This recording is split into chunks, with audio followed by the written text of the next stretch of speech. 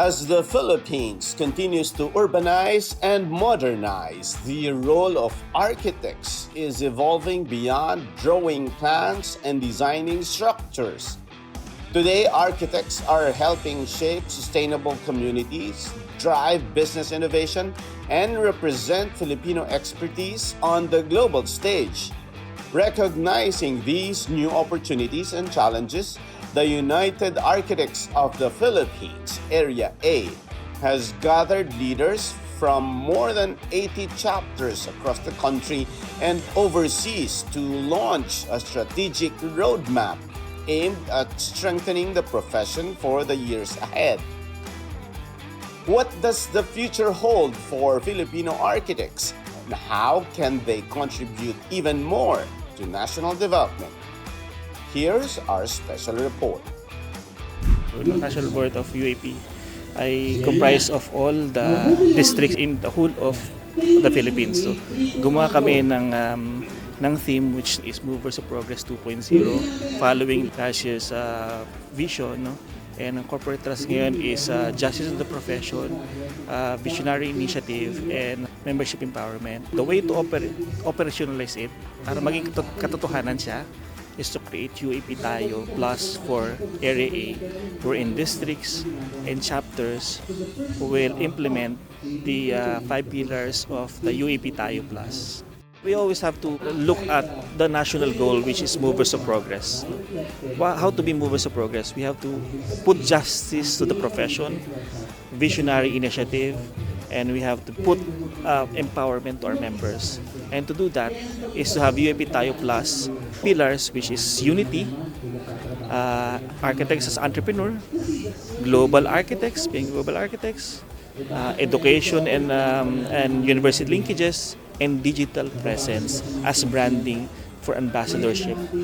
Okay, this is one of the pillars of UAP TAYO Plus, no, which is global architects. Sila doon, no, sa abroad, no, marami silang exposed sila internationally in global practice. Obviously, mas malalaki yung mga projects sila.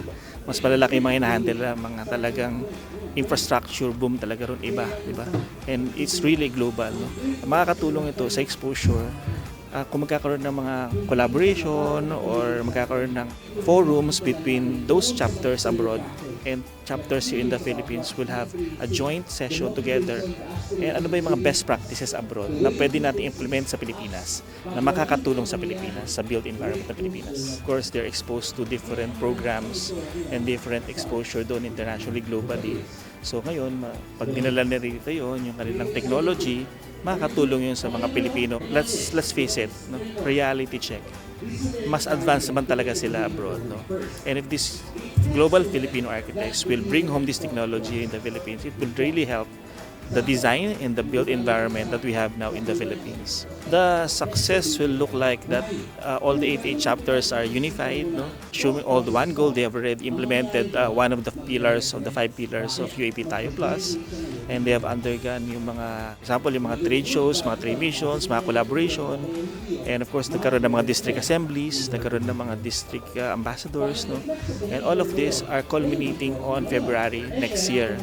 So, the success will look like if all of this operational goal in the UAP TAYO Plus, as mentioned in the 5 pillars of UAP TAYO Plus, Movers of Progress 2.0, ay na-operationalize siya at nagawa siya during the area assembly in February. For UAP Area A leaders, the roadmap is more than a planning document. It is a call for architects to embrace a broader role in society, one that combines creativity, leadership, entrepreneurship, and service.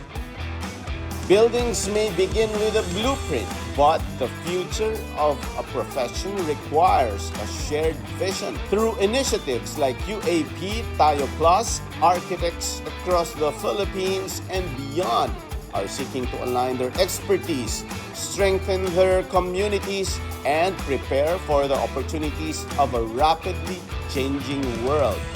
Because in the end, architecture is not only about creating structures, it is about helping build progress.